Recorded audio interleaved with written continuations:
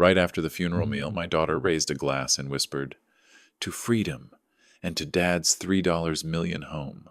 My stomach twisted. Their greed tasted bitterer than death. But Linda's last act was no blessing. In her sealed envelope was proof that would rip their perfect mask apart. One truth that would leave their world in ashes. They will regret their words and their actions. Before we continue, please subscribe to the channel and tell us where you're listening from in the comments. I remember every dollar I ever poured into my daughter's future. When she was accepted to college, I wrote the first tuition check for $60,000, trembling as I signed my name, but proud. When she graduated, I bought her a car, a silver sedan worth $25,000, even though I was still paying off the last of the mortgage.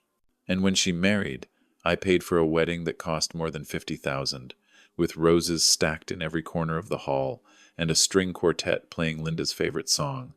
I never counted the money as a loss. I counted it as love, as a father's duty.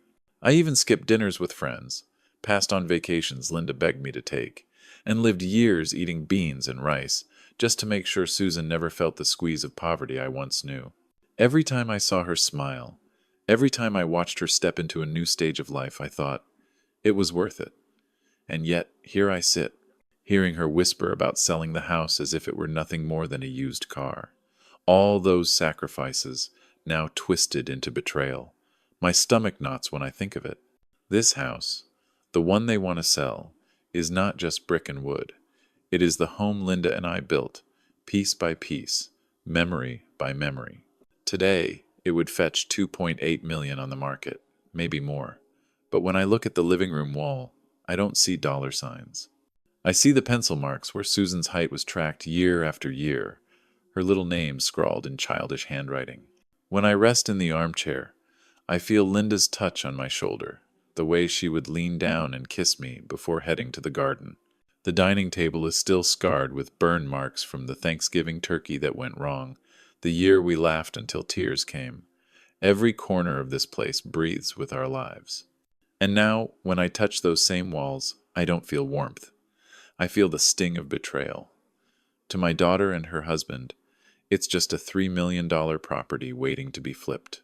To me, it's Linda's legacy, my life's work, a cathedral of memories.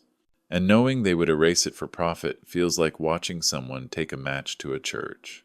One evening, as I cleaned out Linda's old dresser, I found something that changed everything. It was a small cedar box, one I had almost forgotten she kept tucked away under scarves. Inside, folded neatly, was a letter. My hands shook as I opened it. In her handwriting, still strong and graceful, Linda warned me, "William, if you are reading this, I fear Susan may one day be swayed by Mark. He speaks sweetly, but I do not trust him. That is why we placed everything in the family trust, with you as the sole trustee. Do not let them take what we built." Alongside the letter were documents, notarized and complete, confirming exactly what she said. At that moment, I felt both crushed and armed. Crushed because Linda had carried this fear in her heart, and armed because she had given me the very weapon to stop them. It was a double-edged pain relief that she foresaw it, sorrow that she died knowing betrayal might come from the child she loved most. Shock held me for hours, then anger settled in my bones. I stared at Linda's letter until my vision blurred. She had trusted me to defend what was ours, and I realized the fight was not optional. It was a duty. I whispered into the empty room, "Linda, I promise you, I will protect this house, as I once promised to protect you." My chest burned with grief, but also with something else, a rising determination. I could not let Susan and Mark reduce my life to rubble. If Linda had seen this danger, then my blindness had to end here. It was time to wake up, to see them as they truly were, not as the daughter and son-in-law I wished they had been. That night, I scrolled through the messages Susan had sent. "Dad, you need rest. Dad, you shouldn't stress about bills. Dad, let us handle everything." I saw them for what they were now, chains, disguised as kindness. My finger hovered over the screen. Then, with one sharp motion, I deleted every message. I turned off the phone, set it face down, and for the first time in months, maybe years, I felt a flicker of control return. It was small, symbolic, but powerful. A line had been drawn. The game, as I now saw it, had begun. I sat in the living room afterward, the silence heavy. On the wall hung the photo from our 50th anniversary, Linda in her blue dress, smiling as if she knew every secret of my heart. The clock ticked steadily, no longer a comfort, but a countdown. The armchair that once cradled me now felt like a throne of loneliness. Every piece of furniture seemed to echo. Trust broken. Love betrayed. I whispered again, softer this time. Linda, I will not let them win. My voice trembled, but my heart had steadied. The betrayal cut deep, but the discovery of her letter cut deeper, still both a wound and a gift. It gave me reason to rise. And in that quiet room, with the weight of years pressing on me, I realized the truth. My mistake was never loving Susan too much. My mistake was believing love had no boundaries, believing that money could buy gratitude. Now I know better. Gratitude cannot be purchased. Respect must be earned. And if my daughter cannot see that, then she will learn the hard way. The phone sat silent. The house seemed to breathe with me, and I knew the next step was coming. Whether I called Robert, my old lawyer, or opened the trust papers wider, action was inevitable. I had found my weapon, and I was ready to use it. If you're still watching and find this story interesting, please comment 1 below to let me know you're here with me. The morning after finding Linda's letter, I woke up with a different kind of weight in my chest. It wasn't just grief anymore.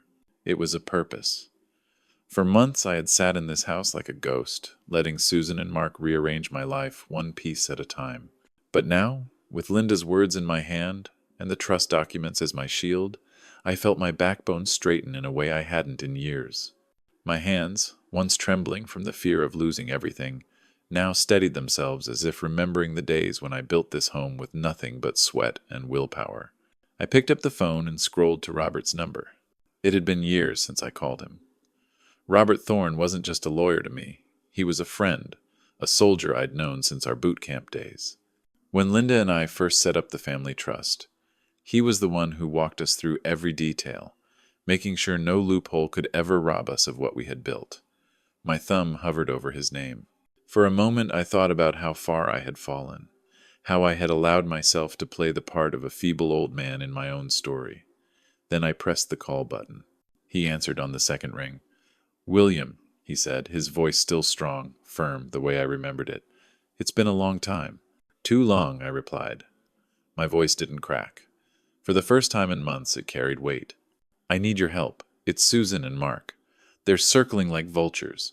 And Robert, I think it's time we fortify the fortress." There was silence on the other end, then a sharp inhale. "Tell me everything," he said. And I did. I told him about the whispers, the pressure, the manipulation, the way they tried to push me toward a nursing home like I was an old dog who'd lost his use. I told him about Linda's box, the trust papers, and her warning. Robert's tone shifted from sympathy to steel. "Good thing Linda insisted on the trust. That house, that account, it's all still under your control. They can bluff and threaten, but without your signature, they have nothing." When I hung up, my heart wasn't racing in fear. It was beating with clarity. I looked around the study. The morning light catching on the oak shelves Linda had polished every spring, and for the first time in years I felt like I belonged here again. Later that day, Susan and Mark came home with the kind of energy that told me they thought they'd won. They spread papers out across the dining table, the same table. Linda refinished one summer with her own hands. Mark's voice was oily with pride.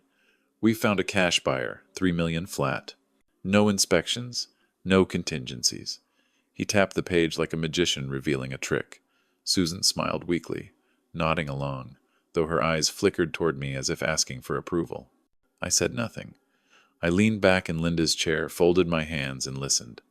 Mark thought my silence meant surrender. He had no idea it meant I was memorizing every word. Inside, my thoughts burned. They were celebrating the sale of a home they didn't even own. I imagined Linda standing at the edge of the room, arms crossed, her lips pressed into that tight smile she had when she knew someone was lying. She always said silence could be louder than any shout. So I stayed silent, nodding once, as though I were the one too frail to object. That evening, as the sun set, I stepped outside to clear my head. The rose garden, Linda's pride and joy, had always been the most sacred part of this property. She used to kneel for hours, hands in the soil, whispering to each plant as though it were a child. The smell of roses still clung to the evening air, soft and sweet. But when I reached the garden, I froze. The earth had been torn apart. Bushes that had bloomed for 30 years were ripped from the ground, tossed in a heap like trash. The soil was raw, bleeding. I turned, and there was Mark, smug as ever, his phone in his hand. "Had to be done," he said, not even looking up. "Buyers want a clean slate. Roses are too old. Too much upkeep. I hired a crew this afternoon. You should thank me," adds curb appeal. My vision blurred with rage. My hands clenched so hard my nails cut into my palms. This wasn't just about flowers. This was Linda's garden, the last living piece of her touch on this land. And Mark had ordered it destroyed as casually as throwing out old newspapers. I bit my tongue until I tasted blood, because if I spoke then I would have torn him to shreds. That night I sat alone in the darkened living room, fists still aching. Linda's photo on the mantel glowed faintly in the moonlight. "They ripped out your roses, sweetheart," I whispered.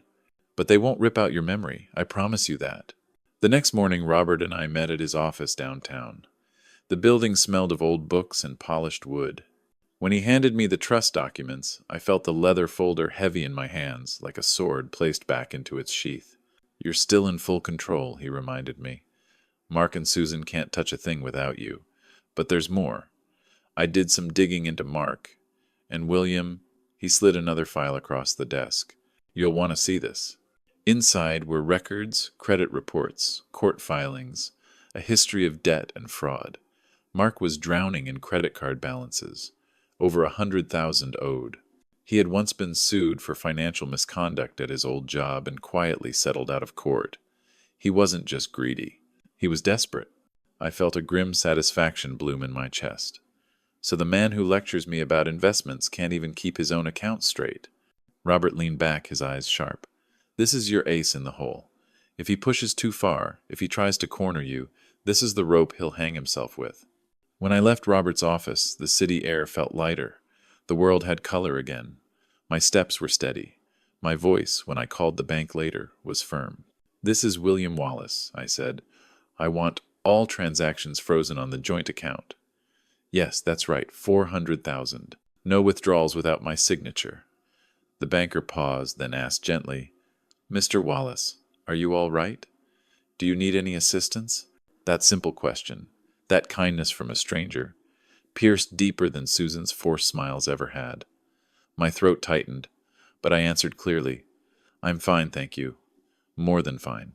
The contrast cut me open. My own daughter couldn't look me in the eye without Mark's permission, but a stranger cared enough to ask if I was okay. That was when I knew. Blood might be thicker than water, but character is thicker than blood. The very next evening, Susan and Mark staged their performance in the living room. They laid out charts and spreadsheets, lines of numbers, percentages. Mark droned on about market value, about timing, about what he called unlocking potential. He even pulled out an old letter Linda had written years ago about wanting Susan to have security in her life. "See," he said smugly, waving the page. "Even your wife wanted this." I almost laughed. They have to dig up Linda's words to justify their greed, I thought. How pitiful. Out loud. I only nodded, keeping my face blank, my silence heavy. Every time Mark grinned, thinking he had convinced me, I felt my control grow stronger. By the end of the week, everything was in place. Robert had drawn up the papers for a legal ironclad sale, not to Mark's phantom buyer, but to the West Side Community Heritage Trust. They valued not just the property, but the history, the story Linda and I had written in its walls. Their plans included scholarships, preservation, and respect. It wasn't just a sale, it was a salvation. When I signed my name on the dotted line, my hand did not shake. My pen carved across the page with the certainty of a man reclaiming his life. I thought of Linda's roses, torn away. I thought of Susan's downcast eyes and Mark's arrogant smirk. And I thought of the letter in the cedar box, Linda's final gift. "I kept my promise," I whispered to her memory. Now the stage is set. Susan and Mark believe they're holding all the cards. They think the cash buyer will hand them $3 million, no questions asked. They think I'm too frail to stand in their way. But the truth is already written in ink. The house is no longer theirs to covet, no longer mine to defend. It now belongs to a legacy greater than greed. They don't know yet. They will soon. And when they do, the silence that falls in this house will not be mine. It will be theirs. So I say this to you, listening to my story.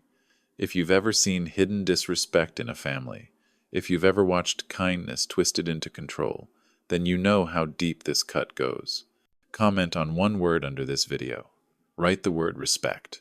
Because in the end, respect is the one inheritance no one can steal, and the only foundation strong enough to outlast betrayal. If you're still watching and find this story interesting, please comment 2 below to let me know you're here with me. I set the living room the way Linda would have wanted it. The good lamp is on. The oak table is polished. The curtain was drawn just enough to let in the evening light and hide the street. I wanted order, calm, a place where truth could be heard. I brewed coffee, strong and dark, because a bitter taste helps a man stay steady. Then I laid out the folder Robert gave me. The leather felt cool under my hand. Papers inside. Dates. Signatures. The kind of weight that does not blink when someone raises their voice. I waited. I listened to the clock. Each tick felt like a slow drum, marching me toward the moment I had tried to avoid and finally welcomed. They arrived early. Susan first, moving carefully, like she was walking into a hospital room. Mark followed with a briefcase, and that smile he wore when he thought he had the upper hand. He was dressed too sharply for a family meeting. Blue suit, narrow tie, cologne that did not belong in my home. His eyes went straight to the table, to the empty places where Linda's photo albums used to sit. He took that as a sign. He always got the signs wrong. "We wanted to do this while you're still fresh," he said, cheerful, like a coach before a game. "So there's no confusion." I nodded and motioned for them to sit. I did not offer food. I did not offer a distraction. Coffee only. He declined, saying caffeine made him jittery. I almost smiled. He opened the briefcase and spread out colorful charts. Percentages, arrows, a projected timeline. He began to narrate the sale of my home as if it had already happened. "We're in escrow," he said. "Private buyer. 3 million. Cash. No contingencies. Quick close. We can have you settled comfortably at Sunnyside Meadows by the end of the month." The name of that place is a bitter pill. It tastes like metal on the tongue. I kept still. I watched Susan's hands. Her fingers traced the rim of her glass. She would not look at me. That hurt. It always will. Mark slid a manila envelope across the table. "Before we finalize, we want to take the pressure off you. These are simple documents. Standard, durable power of attorney. Healthcare proxy. It just makes everything easier. You'll sign. We'll handle the boring stuff. Bills, calls, maintenance. You can relax. Focus on your health." I did not touch the envelope. I let it sit there as if it were a dead thing. I thought of Linda's roses, ripped from the ground because someone decided they were too much upkeep. I thought of the dirt under her fingernails and the way she sang to those plants. I thought of the cedar box and the letter she left. My hands were steady. "Before we do anything," I said, "we're going to have witnesses." I turned toward the hall and called, "Come in, please." First to enter was Robert. No suit today. Just a gray jacket and the calm face of a man who has seen storms and knows which way the wind will blow. Behind him came Mrs. Lopez, my neighbor for 20 years. With a plate of cookies she refused to leave behind, even when I told her she didn't need to bring anything. Then Pastor Miller, who knew this house when it was just beams and hope, and who had prayed with Linda at our table more nights than I can count. They nodded to me, then sat along the wall. Not a jury. Not a firing squad. Just people who know who I am when others pretend not to. Mark blinked. He was not ready for an audience. "This is a private family matter," he said. His voice thinned at the edges. "We don't need extras." "We do," I said. "We need people who have watched me these past months. People who can say what they saw." My voice stayed low. Calm. The kind of calm that makes a liar reach for water. Susan's face flushed. "Dad, we wanted to spare you any embarrassment." "I'm done being spared," I said. The room went very quiet. The clock ticked. Robert crossed one ankle over the other and opened his notebook. I let the silence sit until Mark tried to fill it. He began again with his slideshow voice. We're maximizing value here. You'll have top-tier care. Your name will be on everything. This is for the best. Mrs. Lopez cleared her throat. May I say a word? She asked, directing the question to me, not to them. Yes. I come by every morning, she said, hands folded in her lap. Mr. Wallace makes his own breakfast. We talk about the paper. He fixes my sprinkler when it sticks. He remembers my granddaughter's volleyball schedule better than I do. His mind is sharp. He is kinder this month than he was last month, only because the weight is lifting from him. That's what I've seen. Pastor Miller leaned forward. I have sat with William through grief, real grief. I have seen confusion walk into a room and sit on a man's shoulders. That is not what I've seen here. I've seen a man getting up from his knees. I've heard him quote scripture to me that I forgot. He is not lost. Robert spoke last. His words were measured. I updated William's legal filings last week. He tracked every clause. He remembered the numbers before I did. He is perfectly capable, and he is the sole trustee of the family trust that holds this property. Mark's smile cracked. Trust or no trust, we have a buyer. The paperwork is set. Who signed it? I asked. He blinked again. The entity signed a letter of intent.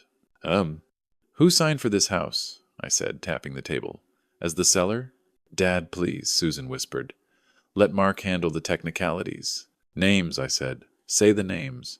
Mark shifted. That's not necessary. It is, Robert said. Mark tried another route. He slid the power of attorney forms closer. Let's just sign these. We can clean up the little details after. This is about your safety. Safety. The word rang hollow in the room. The word felt like a padded cell. I set my palm on the leather folder. No, I said. I will not sign away my life so you can sell it faster. We're not doing that. His cheeks flamed. You're being irrational. Not irrational, Robert said. Informed? Mark's jaw tightened. He reached into his briefcase and pulled out an old letter. I recognized Linda's handwriting immediately. My chest tightened. He waved it like a flag. Your wife wrote this. She wanted Susan to be secure. She wanted her daughter to have a foundation. That's what I'm giving her. I stared at that page. I knew the night Linda wrote it. We had just paid Susan's last semester of tuition. Linda was relieved. She believed in that moment that a mother's hope could be trusted. I looked at Susan. She would not meet my eyes. Mark misread my silence and pressed again. You see, he said. Even Linda wanted. I raised a hand and he stopped. Put it down, I said. Put her letter down. He obeyed without understanding why. I reached for my folder and placed Linda's other letter on top of his, the one she wrote years later, the one she sealed in cedar and asked me to open if the day ever came. Her script was steady. Her message was clear. I read it aloud, every word, so the room could hear her voice. William, if you are reading this, I fear Susan may one day be swayed by Mark. He speaks sweetly, but I do not trust him. That is why we placed everything in the family trust, with you as the sole trustee. Do not let them take what we built. The room breathed in. Susan made a small sound, part gasp, part apology, that would not form. Mark stood very still, and for the first time since he walked in, he had no words. We're not finished, I said. I took out the bank letter. As of last week, the account ending in 1472 with a balance of $400,000 is frozen. No withdrawals without my signature. I set the letter in front of him. The bank called me to confirm my welfare. A stranger asked if I was all right. Imagine that. I slid the next document across the wood, the sale agreement. Legal, final. And as of September 5th, this house was conveyed to the West Side Community Heritage Trust. They will preserve it. They will honor its story. They will establish the Linda Wallace Scholarship for young builders who need a hand. Your escrow is a fantasy. Your buyer is heir. For a heartbeat, the room went silent. Then Mark laughed, a sound with no joy in it. You're bluffing. Robert opened his own copy. He's not. The title is recorded. The deed is filed. The ink is dry. Susan's hand flew to her mouth. Mark, she whispered, you told me everything was clear. He ignored her. He jabbed a finger at me. You can't do that without us. I was the only one who could, I said. He looked at his charts as if numbers could save him from gravity. "We already moved on the loan," he muttered, and then he caught himself too late. His eyes darted to Susan. She stared at him, and in that stare, I saw the first crack spread across their foundation. Robert reached for the last folder. "There's more," he said quietly. "We hoped we wouldn't need it, but we do." He slid the file to the center of the table. "Court filings, credit reports, records of past settlements. Your debt is over 100,000. Your prior employer accused you of financial misconduct. You settled to make it disappear, and you induced a bank to consider a loan using a house you knew you didn't own. I shouldn't have to explain what that is." Mark's face lost color. He glanced at Susan, then at the door, as if a path could appear where none existed. He tried bravado again, the last refuge of a man with no exits. "You can't prove we meant harm." I pressed my phone on the table and tapped play. Their voices filled the room, thin and careful at first, then bolder. It was the call I had accidentally overheard. It was the call where they decided my fate without me. It was the call where Mark said the quiet parts plain. "We sell the house, use a small portion to fund his care, and we finally get to live." His words cut like a cold wind. In the background of the recording, I heard Susan say, "Okay." It hurt then. It hurts now. But today, the hurt was part of a cure. Mark lunged toward the phone. Robert's hand moved faster than his age should allow. "Don't," he said. Mark stopped. The room did not belong to him anymore. It never had. "Why?" Susan asked him, voice breaking. "Why didn't you tell me about the debt?" He said nothing. She pushed again. "Why didn't you tell me about the settlement?" "It was nothing," he snapped. "A misunderstanding." "Like the buyer?" I asked. The line landed. He flinched. Susan turned to me, eyes wet, confused, angry at him, angry at herself, angry at me for making it real. I felt that anger pass through me and keep going, like heat from an open oven when you step back in time. I did not raise my voice. "I paid your tuition," I said. 60,000. I bought your first car. 25,000. I paid for your wedding because your mother wanted roses in every corner. More than 50,000 that night alone. I ate beans and rice so you could feel safe. And you risked my home for a man who risked everything on a lie. She covered her face. Her shoulders shook. I do not rejoice in my child's tears. No decent parent does. But truth, when finally spoken aloud, has a sound. It is not kind. It is not cruel. It is necessary. Mark tried to rally. He pointed again at Linda's old letter, the one about security. She wanted Susan to have a future. She did, I said. And she gave it to her. Not by stealing. By values, by work, by love. You held up a memory like a shield and used it to stab the person who made it. Put it down. He didn't. So I did. I placed Linda's letter back into my folder, a sanctuary where her words would stay clean. He turned on Susan then, voice low and hot. "You told me your father would cave. You told me he couldn't handle stress." Her head snapped up. "You told me the loan was secure. You told me the buyer was real. You told me it was just paperwork, and then we would be free." The words "be free" tasted bitter in her mouth. The taste of a lie exposed. Robert cleared his throat. "There's also a letter to any court that might be interested," he said, tapping another envelope. "It summarizes the trust, the recording, the attempted coercion with power of attorney forms, and the bank activity. We have not filed it. Yet, I recommend you both take a sober breath." For the first time since they arrived, Mark seemed to hear the size of the room. He looked at the good lamp. He looked at the oak table. He looked at the spot where Linda's albums used to sit. He was outnumbered by ghosts and documents. That is a terrible mix for a liar. Susan spoke to me directly then, voice small. "Dad, what happens now?" I breathed in. I set my hand on the deed. "Now," I said, "we stop pretending this house is a slot machine. It is not. It is history. It is Linda's name on a scholarship. It is a safe place for the next kid who thinks he cannot afford to become a builder. I put the house beyond our reach because it was the only way to keep it safe from us." Mark snorted. "From us? You mean from me?" I didn't answer. He already knew. Mrs. Lopez stood. She is not a tall woman, but when a neighbor stands for you in your own home, it looks like courage. I have known this man 20 years, she said. He fixed my fence in a storm. He carried groceries when my husband got sick. He knows what a promise is. She put a cookie on the table, as if to claim a square of land for decency. It sounds small. It felt big. Pastor Miller added a last word. When we say honor your father and mother, we do not mean sell their house and call it love. We mean to stand beside them. We mean listen. We mean respect. The word respect hung in the air like a bell. I could feel Linda in it. I could feel the house in it. Mark reached for his charts again, but papers rustled like dry leaves. No life in them now. He looked at Susan, seeking confirmation, approval, permission. She gave him nothing. She stared at the recording device as if it were a mirror that finally told the truth. He tried one more angle. You've ruined her future, he snapped.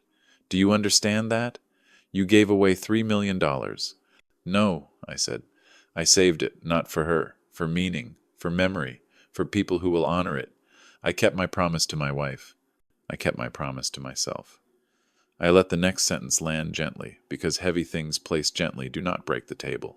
And I kept you from breaking the law in a way that would have ruined you both forever. That is more mercy than you deserve. That stung him. He swallowed and looked at the door again. There was still no path there. Robert closed his notebook. Unless there's anything else, he said. This meeting is over. No one is to contact the bank. No one is to pretend to represent Mr. Wallace. Any attempt to do so will end badly. For you. Susan wiped her eyes and stood. Dad, she said, voice frayed, I don't know how we got here. It was true and not true. I knew. We all knew. But I nodded anyway. You loved comfort, I said softly. He loved control. I loved you both too quietly. That is how. I'm sorry, she whispered. The words were thin but real. Be better, I said. Start there. I did not hug her. I did not send her away. I let her walk past me on her own legs. Grown children should use them. Mark gathered his charts with angry hands. This isn't over, he said, trying on menace like a suit that does not fit. It is, Robert replied. For your sake, let it be. They left. The door clicked shut. The house exhaled. The clock, which had been a drum all evening, became a heartbeat again. I did not collapse.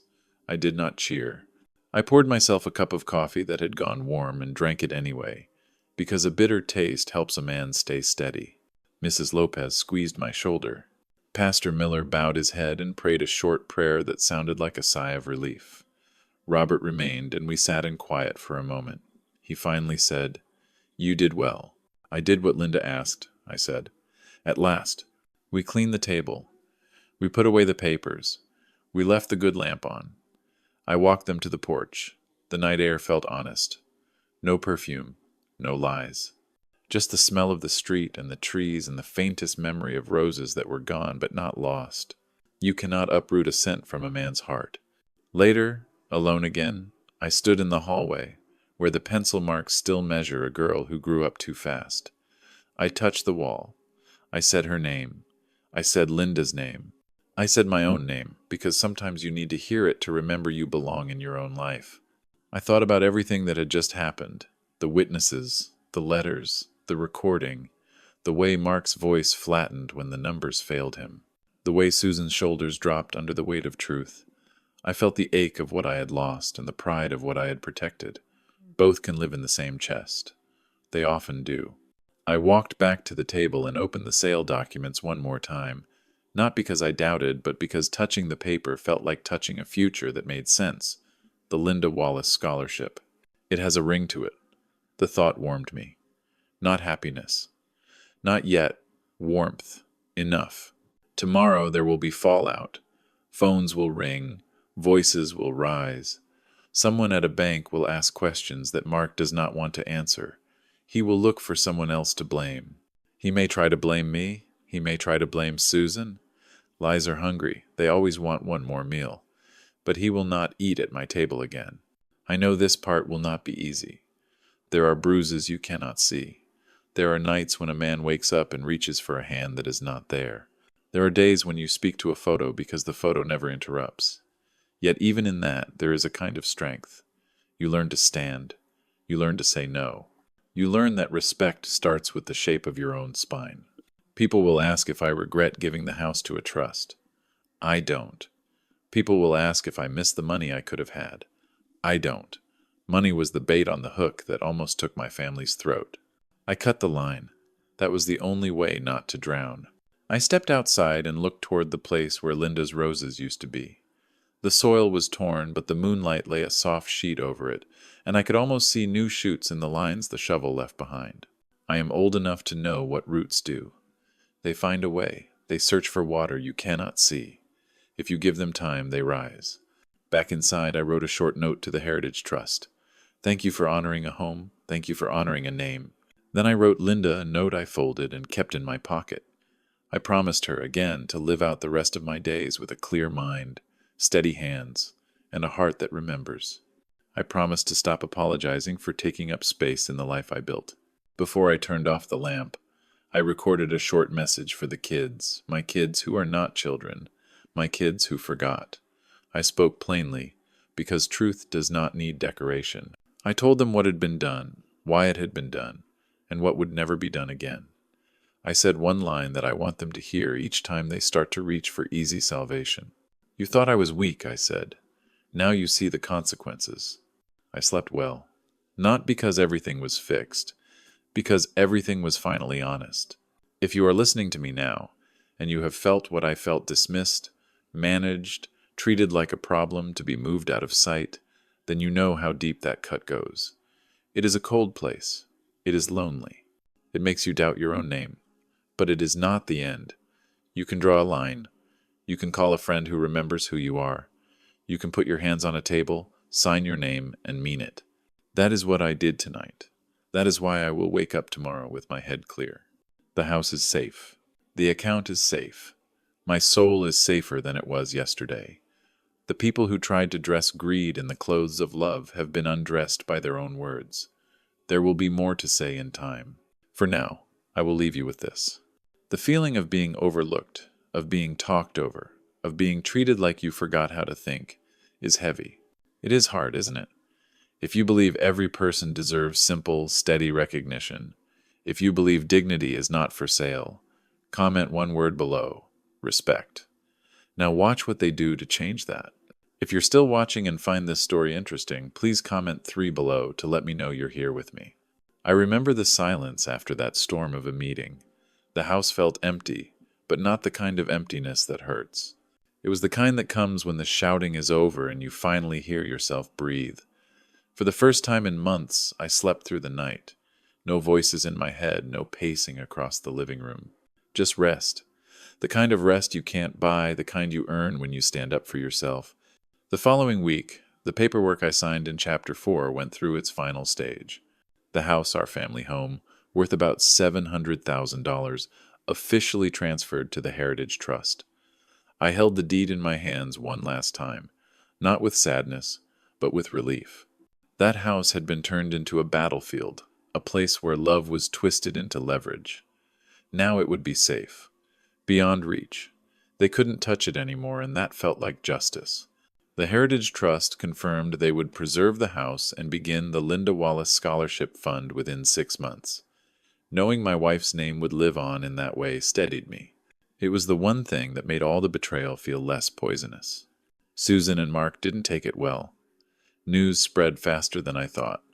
Neighbors whispered, and soon the bank called them in for questioning. They had tried to use my house as collateral for a loan. The bank wanted answers. I heard through Robert that investigators started pulling their financial records apart. Every skeleton rattled in that closet. Mark's debts, his consulting business, that was really just a shell, the settlements he had tried to bury, all of it came up. Their reputation crumbled in days. Mark lost his job at the firm. Susan had to leave the women's group she once led because nobody would look her in the eye. People who used to clap when she entered the church started turning their backs. I didn't have to do anything. Their own actions carried them downhill. For me, life took a quieter turn. I moved into a modest 2-bedroom apartment just outside town. It cost me $200,000, and it overlooked a small park. Every morning I brewed tea instead of coffee. Tea felt gentler, kinder to a heart that had been bruised. I sat on the balcony, listened to children playing in the park, and read books Linda had marked with her handwriting. Her notes in the margins made me feel like she was still speaking to me. At night, I cooked simple meals, nothing fancy. Sometimes I made too much and brought leftovers to Mrs. Lopez across the hall. She always sent me back with cookies. Little things like that reminded me that community is stitched together in quiet acts, not grand gestures. I didn't stop there. Part of the proceeds from the house, almost $100,000 after all fees, went straight into a community fund. We used it to repair the roof of the senior center and start a small food program for veterans in town. Handing that check to the director, I felt lighter. Giving away money didn't make me poorer. It made me rich in a way Susan and Mark would never understand. For the first time, I saw clearly what Linda had always told me. The only wealth worth keeping is the kind you can give away. Susan reached out once. A letter came, her handwriting shaky. She wrote about regret, about how she never wanted things to go so far. She said Mark pressured her, that she was blind, that she wished she could take it back. I read it twice. I folded it neatly and placed it in a drawer. I never answered. Because forgiveness, I realized, doesn't always come from giving someone a reply. Sometimes it comes from refusing to let their words chain you again. I whispered to myself, I don't need her apology. I have my life back. That was enough. Mark, on the other hand, never wrote. He was too proud. Or maybe too broken. Last I heard, they were renting a small apartment near the highway. A friend told me Susan looked thin, tired, and was carrying groceries alone. Mark, someone said, was trying to start another business but couldn't find backers. Nobody trusted him anymore. That was their reality. Mine was different. I had peace. They had consequences. Every day I remind myself that peace is not the absence of noise, but the presence of respect. My new apartment wasn't grand, but it was mine. My bookshelves were full. My balcony overlooked life, not walls, and my heart finally felt steady. On Sundays, I began volunteering at the senior center. At first, I only helped with paperwork, but then I found myself reading stories to men and women who couldn't read anymore because their eyes were failing. Their laughter, their nods, their quiet tears, they gave me more than I gave them. Healing works both ways. One afternoon, while walking through the park, I stumbled upon a little garden plot behind the library. Volunteers tended it, growing tomatoes and herbs for the community kitchen. I joined them. My hands dug into soil again, something I hadn't done since Linda's roses. It was messy. It was beautiful. Dirt under my nails, sweat on my brow, laughter around me. It reminded me that I was still alive, still useful. Grief had made me forget that for a while. The garden brought it back. Then there was the boy. About 10 years old, freckled, hair sticking out in all directions. He knocked on my door one evening, holding a small loaf of bread. My mom and I baked this, he said shyly. We made extra. His eyes didn't carry judgment. They carried kindness. I took the bread, thanked him, and as I closed the door, I felt something shift. The world, for all its betrayal, still had sweetness. Not everything was poisoned. That little act from a stranger told me I was right to walk away from bitterness and choose life again. Looking back, the lessons are sharp and clear. For parents like me, the lesson is this: love must have boundaries. Do not let your heart's generosity turn into chains around your neck. It is noble to give, but it is wiser to know when giving becomes enabling. Protect your dignity. For children, the lesson cuts even deeper. Greed and dishonor will not build your future. They will destroy it. Susan and Mark thought inheritance was a shortcut to happiness, but shortcuts often lead to cliffs. And for all of us, living in this noisy, modern world, the truth is simple. Property can vanish, money can burn, houses can be sold. But character, that is the only inheritance no one can steal. Protect it, or you will end up bankrupt in ways no dollar amount can fix. I often say to myself now, I don't need them anymore. I have myself. And that isn't loneliness, it's freedom. Because being free of betrayal is better than being surrounded by false loyalty. I chose dignity. I chose peace. And I would choose it again. Still, I don't hate them. Hate is too heavy. I simply don't let them in. The phone rings sometimes. Numbers I recognize but don't answer. I let them go to voicemail. I don't need to hear excuses. I don't need to reopen wounds. My silence is my closure. My future doesn't need their voice in it. The last page of this chapter in my life feels lighter than the first. I go to bed with a book on my chest, tea cooling on the nightstand, and the city lights blinking softly outside my window. Each morning, I rise, open the blinds, and let the sun in. I remind myself, I survived betrayal. I kept my dignity. I gave away what I could, and I built something new. Every day is proof that I made the right choice. And so, I leave you with this. Parents, remember, love without boundaries invites pain. Children, remember, when you betray your blood for greed, you lose more than money, you lose yourself. And to everyone listening, remember this truth. The only wealth that never leaves you is your character. That is the inheritance you carry into the world. The park outside is alive with voices again.